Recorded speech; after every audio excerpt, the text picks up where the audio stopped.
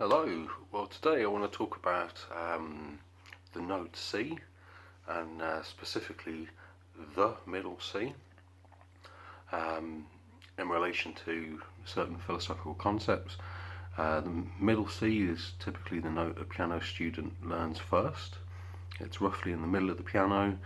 In the treble and bass clef, it's directly in the middle between the two. That little note with a line through. Rahsaan Roland Kirk, the fantastic multi-reed instrumentalist and composer, once famously said that he'd like to come back as a note. And his reasons were, you can do anything to a note. You can play it wrong, you can play it right, you can bash it, you can play it softly. Whatever you do to it, you can't destroy it. And what's interesting about that for me is the idea of an ideal versus an actual. I guess this relates again to the idea of the virtual and the actual that I've talked about before in relation to the work of the philosopher Gilles Deleuze. The ideal C, if you call it the middle C, or the middle C, it's you're never going to reach that particular thing. You're never going to touch that particular thing. It's an ideal. If you talk about a middle C, okay, it's middle C on this particular piano, or it's middle C on that piano, or look at that piano over there, it's middle C on that piano. That is a middle C. The middle C remains an ideal. You get a similar thing in restaurants where people order from the menu and they say, "Oh, I'd like the chicken salad, please," or whatever they're ordering. "I'd like the cheeseburger." It always interests me when I hear that because people are thinking in terms of ideals, and the philosopher side of me kind of wants to say, well, actually, you're never going to order the chicken salad, the cheeseburger, because that's just an ideal. What you're going to get is a chicken salad, a cheeseburger. But of course, I don't have those conversations because I don't think they'd be very welcome in those situations. Who's this guy talking about ideals where all I want to do is eat a meal? So Rahsaan Roland Kirk said that he wanted to come back as a note, the note. And this is what we call a singular thing. This is also what we call a virtual thing. The middle C exists on the plane of virtuality. A middle C exists on the plane of actuality. And the two are related, but they never ever fuse. So you can have the ideal of a middle C if you're a piano tuner. I'm not a piano tuner. I've played on plenty of pianos that have been tuned by piano tuners. I guess piano tuners have in their mind the ideal of the middle C when they're tuning the piano, but then certain practical constraints come in, the quality of the piano, its mechanism, the quality of their ability to tune pianos. And what you finish up with is a middle C. How does this relate to when you play in performance? And I can expand this beyond the piano. It doesn't necessarily have to be a piano thing. You can play middle C on, any instrument. When you're performing and you play that note, and also it doesn't need to be middle C, it could be any of the notes. When you play that note, when you go there within, to that place of intention to play that particular note, what do you have in mind? What is it you're after? You might play it not quite right. The thing with me as a pianist, I always get annoyed with myself when I don't properly articulate the note. And on the piano, sometimes you get that kind of like bouncing sort of thing. You get like a da-da because you haven't quite placed it correctly, and the hammer does a double bounce, and it's like, oh God, I could have done that better. But the improviser in me doesn't really mind because I think, well, okay, the intention was there, all of the rest of the stuff was working very well. So what if this minor little flub?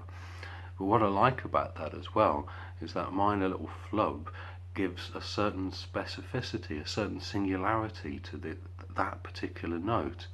So even though it's not the ideal middle C or whatever note, its actuality produces this singularity which is in relation to the virtual and the actual.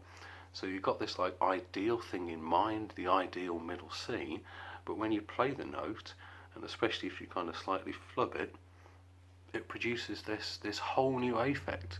There's this, and I've talked about affect before in these videos. Please do go and check that one out. You'll find me wearing a different shirt and probably a hat. I do try and mix these things up. The singularity of that is something that crosses the virtual affectual divide. So you have in mind this ideal middle C, and yet the one that happens, that you play, that's flubbed slightly, that is in actuality, but the two relate, they resonate. The final example I like to give you is from Miles Davis, In a Silent Way album. The final track, It's About That Time, I believe it's called. It's a very, very slow burner. There are some excellent solos, John McLaughlin, Wayne Shorter. The piece builds and builds, and Tony Williams on drums just has a very simple pattern to play all the way through, and he plays it remarkably consistently. He's a master musician, so why wouldn't he? But it is a phenomenal example of how to play a simple thing consistently throughout. And then it gets to a certain point in Miles Davis's solo where he gives the nod to Tony Williams, and Tony Williams explodes in this incredible intensity of pent-up drumming. This thing that has been kept under wraps for such a long time suddenly explodes out into the musical universe. And Miles Davis flubs a note, but he flubs it in such a remarkable way.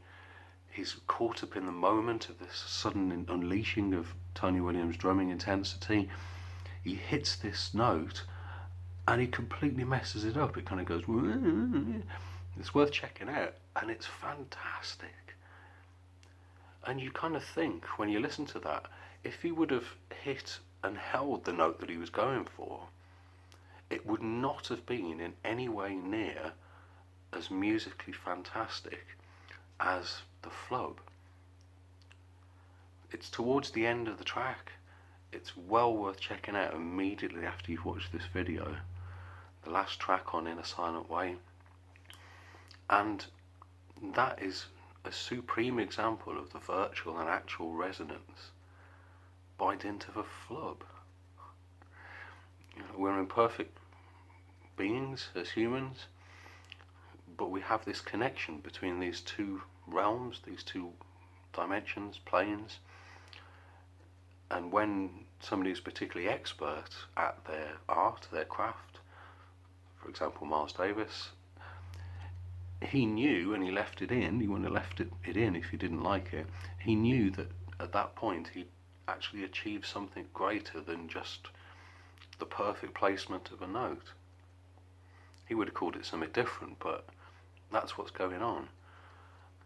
So this ideal that I began with, this improvised talk with, this ideal of, you know, the middle C, or the perfect thing on the plane of virtual, the reality on the plane of the actual, the relationship between the two, that resonance.